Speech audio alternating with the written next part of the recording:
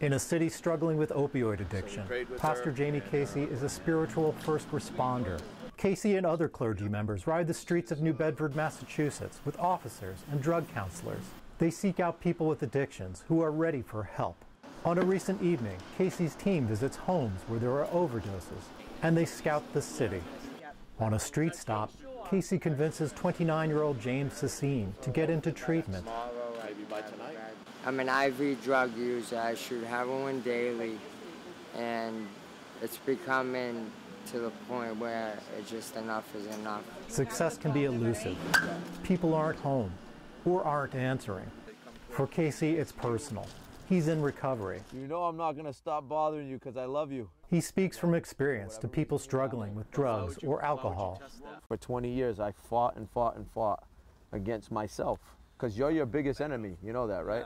Yeah, I am. I'm my worst enemy. Right, and then so what ended up happening was I had to come to a place where I lost everything, right? But then I had to surrender to this addiction, to surrender to my circumstances, and surrender to myself, and then surrender to God. Casey is an associate pastor in a nearby church and works at a recovery center in the city. His outreach work stems from a long ago promise. My best friend and I, we made a deal. Excuse me. A while back when we started our ministry, he looked at me and he said, "Promise me we'll never stop getting our hands dirty." And I made that promise to him and God, because had people given up on me, I wouldn't be here.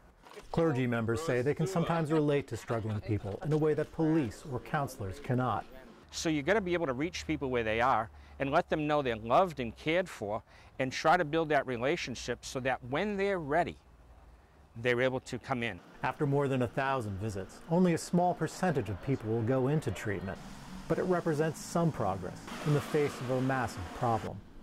Michael Hill, Associated Press, New Bedford, Massachusetts.